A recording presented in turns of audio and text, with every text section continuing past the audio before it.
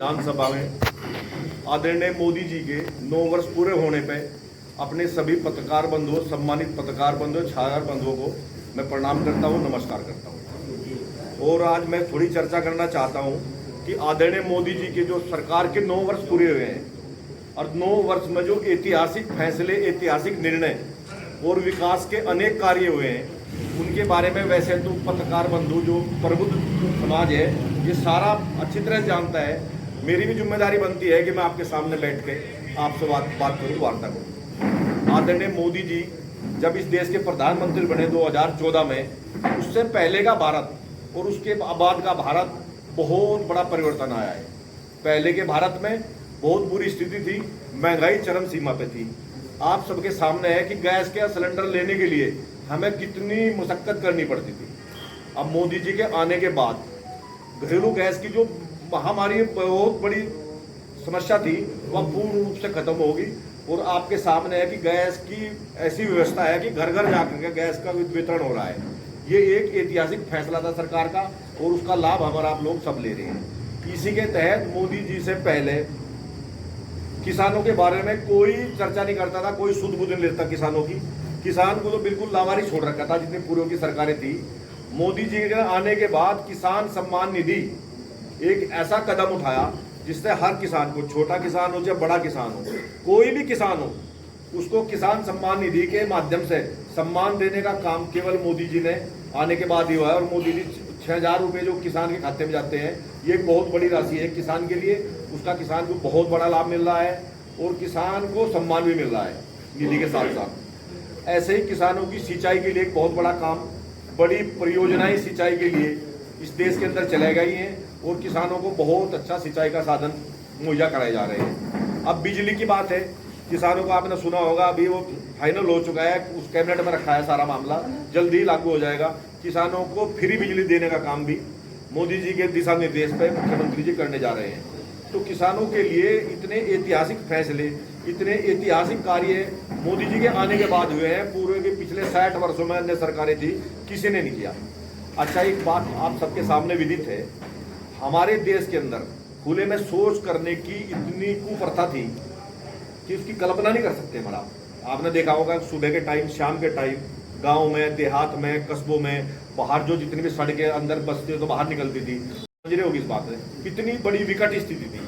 तो स्वच्छ भारत मिशन जो अपना एक उद्देश्य था आदरणीय मोदी जी का, एक सपना था कि भारत स्वच्छ हो, अच्छा हो, साफ सुथरा हो। अब सबसे पहले कोई सोच नहीं सकता था कि इतने बड़े पैमाने पर शौचालय बना करके, लगता था हाँ भाई हम इस काम को करेंगे। जब कोई बताता था, हमारे नेता इस बात को बात करते थे, तो आज प्रधानमंत्री इस बात के बारे में कहते थे कि बिल्कुल ODR करना, बिल्कुल कुछ नहीं छोड़ना, हमें बिल्कुल भी कोई भी ऐसा वो नहीं छोड़ना कि जिससे कहीं खुले में सोच करने के लिए कोई मजबूर हो। ये लगता था कि ऐसा संभव ही नहीं है। आपके सामने है, एक बहुत बड़ा परिवर्तन आया है। खुले में शौच की जो प्रथा थी वो पूर्ण रूप से बंद होगी और हर घर में शौचालय बन गया।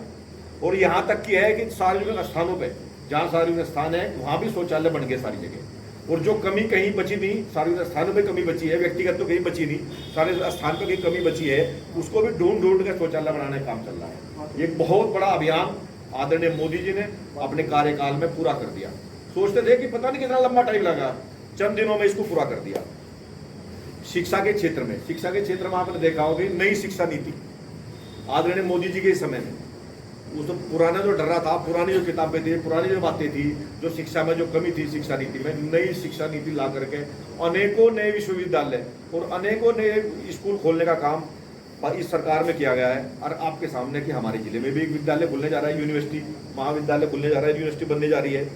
तो नए स्कूल, ITI और अन्य टेक्निकल के कॉलेज भारत के अंदर पहले से, जो मोदी जी से पहले का समय था उससे 2 गुने हो गए आज के टाइम। शिक्षण संस्थान मोदी जी के टाइम से पहले के बाद आज 2 गुने हो गए। जो पिछले 60 साल में बने थे जितने, उतने ये 9 वर्षों में बढ़ गए 2 गुने। तो ऐसा शिक्षा के क्षेत्र में ऐतिहासिक निर्णय हुए। इसी प्रकार से मेडिकल कॉलेजों की स्थापना हुई। मेडिकल कॉलेजों में भी हर जिले में मेडिकल कॉलेज खुलने, कभी पहले किसी ने चर्चा नहीं की कि मेडिकल की स्थिति क्या थी। हमारे सब मरीज चंडीगढ़, दिल्ली, इधर उधर जाते थे। अब कम से कम पहले कुछ थोड़ी सुविधा मिलनी शुरू हुई। हमारे यहाँ भी मेडिकल कॉलेज सहारनपुर चालू हो गया, मुजफ्फरनगर बनने जा रहा है। हर जिले के अंदर मेडिकल कॉलेज मेडिकल की सुविधाएं मोदी जी ने देने का काम किया।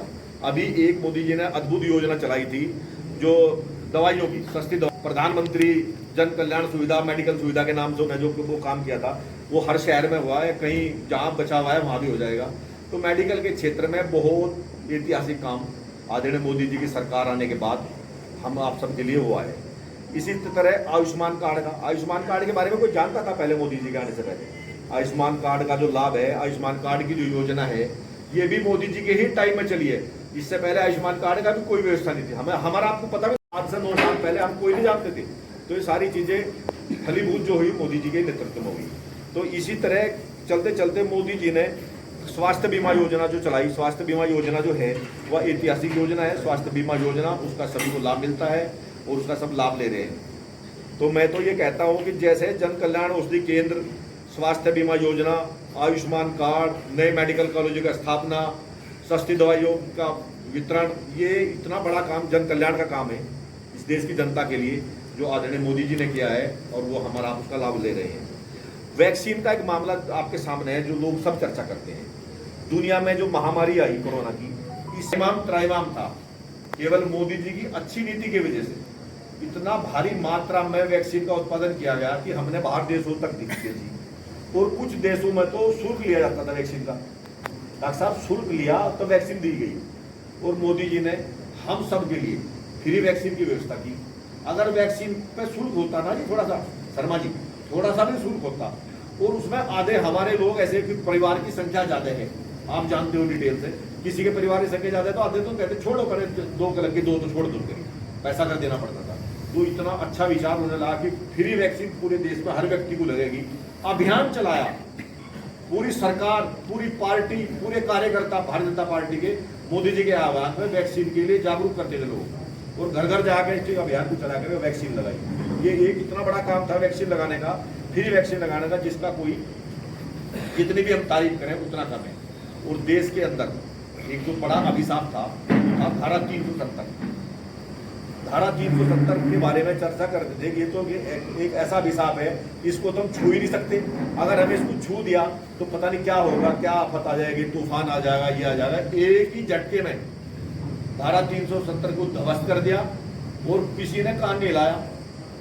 तो इतनी अच्छी जो योजनाएं, इतनी अच्छी नीति, इतना अच्छा जो सिस्टम था सारा, तो ये सारा आदरणीय मोदी जी की ही देन थी कि उन्हें धारा 370 को पता नहीं कब की कलंक लगाया हुआ था, बहुत पुराना था। तो ये धारा 370 को हटाने का काम आदरणीय मोदी जी की ही जिम्मा हुआ।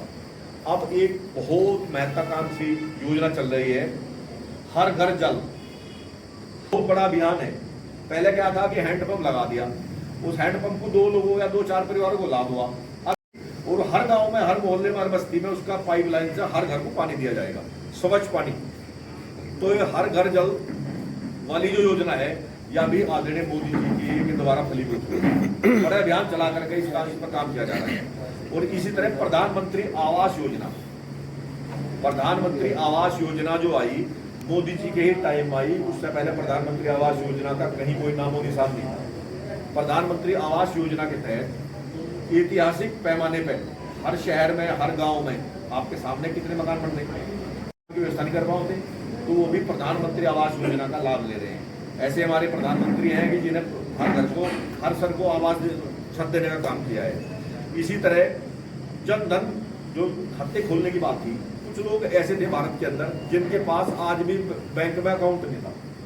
0 बैलेंस में सबका खाता खोलना और सबको बैंक से जोड़ना और उसकी सुविधाओं का लाभ मिलना।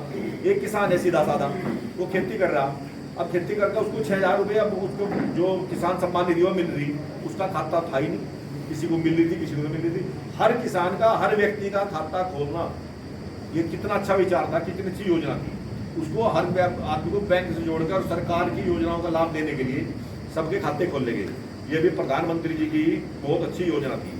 किसानों के लिए एक और काम किया मैं जिसमें बताना चाहूँगा, किसान क्रेडिट कार्ड। किसान की कभी उसे जो आवश्यकता है पैसे की, किसी भी रूप में अपने खेत के लिए, शादी ब्याह के लिए, मकान बनाने के लिए, क्रेडिट कार्ड से अपना पैसा निकालो और जब व्यवस्था हो उसको वापस कर दो। तो ये अनेक योजनाएं प्रधानमंत्री जी ने चलाई। और अभी पीछे थोड़े दिन के पहले आपने सुना यहाँ भी एक रोजगार मेले लगे, रोजगार मेले हर विधानसभा। तो रोजगार मेलों का जो आयोजन है प्रधानमंत्री जी के आह्वान पर हुआ है। ऐसे ही देश के अंदर एक बहुत बड़ी व्यवस्था हुई, वो हुई है देश की सुरक्षा को लेकर। देश की सुरक्षा का एक बहुत बड़ा मुद्दा था कि हमारे सैनिकों का सम्मान बढ़े। अब मोदी जी के आने से पहले आप किसी सैनिक से बात कर सकते हैं, इसमें कोई निसंदेह। आप मोदी जी के आने से पहले सैनिकों के साथ जो व्यवहार होता था और सैनिकों की जो बात थी उसमें अब में कितना अंतर है।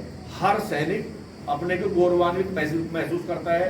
उसको खाने की सुविधाएं, ड्रेस की सुविधाएं, बुलेट प्रूफ जैकेट और अन्य सुविधाएं, छुट्टियों की व्यवस्था, जैसे बच्चों में आने के लिए, तो जो सैनिकों का सम्मान मोदी जी के कार्यकाल में हुआ है वो पहले व्यवस्था नहीं थी। और देश की सीमाएं इतनी मजबूत हो गई है, जो तो हमारा आप सबके बीच में है। अभिनंदन वाला जो चर्चा लोग करते हैं कि अभिनंदन चला गया, सकुशल वापिस आ गया, ये भी मोदी जी। कोई किसी पाकिस्तान में हमारा कोई जाबाज सैनिक चला गया तो वापिस जिंदा नहीं आया, तो ये देश की शक्ति बढ़ी है, अनेक हमारे संसाधन बढ़े हैं, हथियार बढ़े हैं, तो हम जो सुरक्षा की दृष्टि से मजबूत हुए हैं। जो हमें चर्चा करते हैं कि भारत तो महाशक्तिशाली हो गया है, यानी कि जो 3-4 दुनिया के बड़े देश थे, मजबूत देश थे, उनकी श्रेणी में हमने जो हमको गिरना शुरू करते हैं लोग, तो उसका भी श्रेय आदरणीय मोदी को जाता है। ये भी उनकी ही एक योजना है जो में शक्तिशाली है। ये हमारे लिए बड़े सौभाग्य की बात है। ऐसी प्रधानमंत्री जी ने अनेक योजनाएं चलाई, बारे में मैंने बताया। अब सिंचाई के बारे में उन्होंने नहर से नहर जोड़ने की व्यवस्था लागू करने जा रहे हैं। नहर से नहर जोड़ने का, जहां पानी ज्यादा है उसको कम करने के लिए, जहां पानी कम है वहां व्यवस्था ठीक करने के लिए नहर से नहर जोड़ने की व्यवस्था की जा रही है। एक देश के अंदर प्रधानमंत्री जी के आने के बाद 2014 के बाद ये रेल जो मेट्रो की जो व्यवस्था थी, ये केवल मोदी जी का ही सपना था। उससे पहले देश में मेट्रो की बहुत लचर व्यवस्था, नाम मात्र की व्यवस्था थी। और एक बड़ी परियोजना चल रही है अभी, जो हमारे आपके लिए ही हो रही, ऋषिकेश से कर्णप्रयाग तक, ऋषिकेश से कर्णप्रयाग तक पहाड़ियों में सुरंग बना करके एक बड़ी रेल परियोजना चलाई जा रही है। अभी जाकर कोई भाई देख सकता है, बहुत जोरों से काम चल रहा है रेलवे में। अब एक वंदे भारत, एक प्रधानमंत्री जी ने, जिसका इस देश की जनता को लाभ होगा, वंदे भारत का देना, कर्णप्रयाग वाली ऐतिहासिक रेलवे लाइन बनाना और बड़े बड़े मेट्रो के बड़े बड़े वो रूट बनाना। अब जैसे मेट्रो को मेरठ से जोड़ दिया गया, अभी बहुत जल्दी चलने वाली है। जितने भी रेलवे स्टेशन है देश के अंदर, सहारनपुर का रेलवे स्टेशन भी 5 स्टार जैसा होटल जैसा बनने जा रहा। आप ऋषिकेश का देखो, लखनऊ का देखो, अनिगंध में स्थिति सब स्टेशनों पर सफाई की कोई व्यवस्था नहीं थी। अब साफ सुथरे स्टेशन चमचमाते रहते हैं। तो इसे सारी रेलवे में जो ऐतिहासिक अद्भुत जो परिवर्तन आया, ये आदरणीय प्रधानमंत्री जी की सोच का परिणाम है। अब मैं ऐसी हवाई व्यवस्था की बात करूं, देश हमारे यहाँ जिले में, इसके प्रदेश के अंदर कुछ 7-8 हवाई अड्डे थे। अब 23 हवाई अड्डों पर काम चल रहा, उसके तहत एक सहारनपुर में चल रहा, सरसावे में। तो इतना हवाई विस्तार होगा, हवाई यात्रा का इतना विस्तार हो रहा है। अब ये भी बहुत जल्दी यहाँ से चलने शुरू हो जाएगी फ्लाइट है सरसावे तक। तो जेयर एयरपोर्ट तो मैं तो कहूँ एशिया का सबसे बड़ा एयरपोर्ट होगा लगभग। जेयर एयरपोर्ट से इतना बड़ा एयरपोर्ट बनने जा रहा है। तो हवाई यात्रा में, हवाई व्यवस्थाओं में जो है ऐतिहासिक परिवर्तन मोदी जी के नेतृत्व में होने जा रहा है। इसी तरह एक ये पीएम मास्टर प्लान के तहत बहुत अच्छा विकास होगा और जो उद्योग धंधे लगने का काम होगा। हवाई अड्डों की तो ये कहीं को नहीं वो हो गई। अयोध्या के मामले में, अयोध्या के बारे में कहते थे कि अयोध्या का ऐसा है, अयोध्या में भव्य राम मंदिर का निर्माण हो रहा है। अयोध्या में आपके सामने है, अभी जनवरी में रामलला की प्रतिमा स्थापित करेंगे प्रधानमंत्री जी। ये भी हमारे देश के लिए एक ऐतिहासिक क्षण है। ऐसी सोमनाथ का मंदिर, उस पर काम चल रहा है, मथुरा में जो काम चल रहा है। तो अनेक योजनाएं आदरणीय प्रधानमंत्री जी ने इस देश को देने का काम किया है।